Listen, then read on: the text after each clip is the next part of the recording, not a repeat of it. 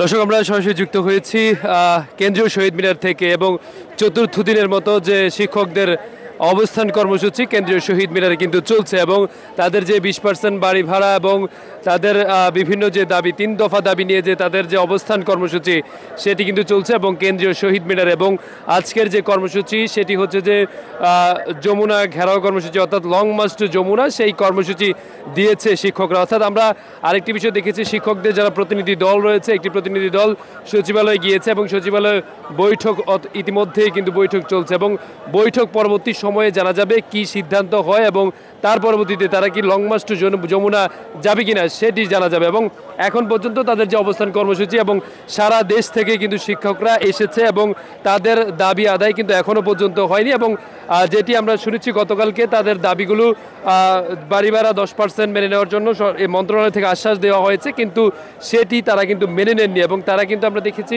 সেই দাবিগুলো প্রত্যাখ্যান করেছে এবং আজকে বলছেন যতক্ষণ না পর্যন্ত তাদের দাবি আদায় হচ্ছে এবং তাদের যে আজকের কর্মসূচি সেটি হচ্ছে এই শহীদ মিনারে কিন্তু অবস্থান কর্মসূচি চলবে। এবং আমরা একটু কথা বলতে চাই, আজকের কর্মসূচি কতক্ষণ পর্যন্ত চলবে? আজকে যতক্ষণ পর্যন্ত না আমাদের দাবি আদায় না হবে। আচ্ছা, আজকে তো আপনাদের long march to Jamuna, Jamuna অনেকেই গেছে, আবার মনে করেন যে সকলকে মিলে তাদের কথা আমরা শোনার পরে আমরা সিদ্ধান্ত নেব, সকলে মিলে সমষ্টিভাবে 2টার পরে আমরা সিদ্ধান্ত।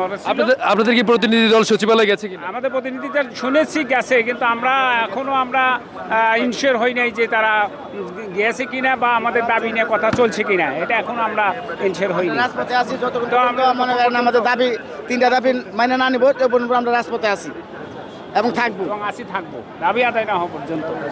দর্শক, আমরা কথা বলছিলাম এখানে যারা শিক্ষকরা এসেছিলেন তাদের সাথে এবং তারা যেটি বলছেন তারা বলছেন যে যতক্ষণ না পর্যন্ত তাদের দাবি আদায় হচ্ছে ততক্ষণ পর্যন্ত কিন্তু তাদের রাজপথের যে আন্দোলন সেটি চলবে। এবং এছাড়া যদি বলে রাখি, আমরা দেখছি যে এখানে একটি শিক্ষকরা বিভিন্ন জায়গা থেকে আসছে।